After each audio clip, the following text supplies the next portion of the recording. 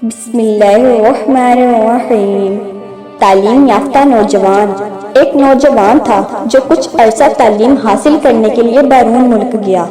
جب وہ واپس آیا تو اس نے اپنے والدین سے کہا کہ وہ اس کے لیے کوئی عالم دین یا کوئی ماہر تلاش کریں جو اس کے 3 سوالوں کے جواب دے سکے۔ آخر کار اس کے والدین ایک مسلمان عالم کو تلاش کرنے میں کامیاب ہو گئے۔ نوجوان، تم کون ہو؟ کیا تم میرے سوالات کا جواب دے سکتے ہو؟ عالم، میں اللہ کے بندوں میں سے ہوں اور انشاءاللہ میں آپ کے سوالوں کا جواب دے سکوں گا۔ نوجوان، کیا آپ کو یقین ہے بہت سارے پروفیسرز اور ماہرین میرے سوالات کا جواب نہیں دے سکے؟ عالم، میں اللہ کی مدد سے پوری کوشش کروں گا۔ نوجوان، میرے 3 سوال ہیں۔ نمبر 1، کیا خدا موجود ہے؟ اگر ایسا ہے تو مجھے اس کی شکل دکھائیں۔ نمبر 2، تقدیر کیا ہے؟ نمبر 3، اگر شیطان آگ سے پیدا ہوا ہے تو آخر اسے جہنم میں کیوں ڈالا جائے گا جو آگ سے پیدا کیا گیا تھا؟ اس سے یقیناً اسے کوئی نقصان نہیں پہنچے گا کیونکہ شیطان اور جہنم آگ سے بنائے گئے ہیں۔ کیا خدا نے اب تک اس کے بارے میں نہیں سوچا؟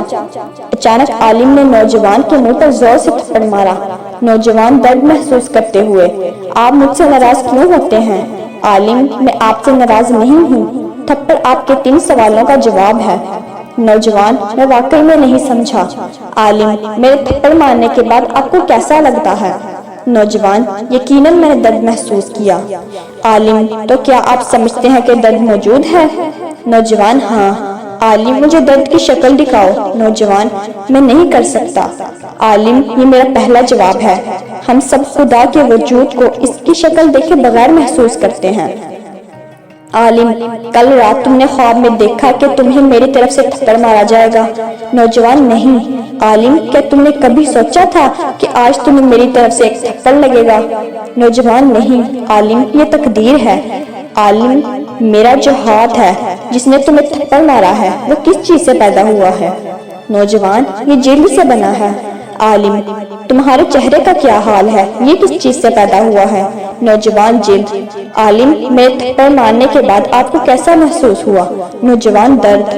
عالم، اگرچہ شیطان اور جہنم بھی آگ سے بنائے گئے ہیں لیکن اگر اللہ نے چاہا تو انشاءاللہ جہنم شیطان کے لیے بہت تکلیف دہ جگہ بن جائے گی۔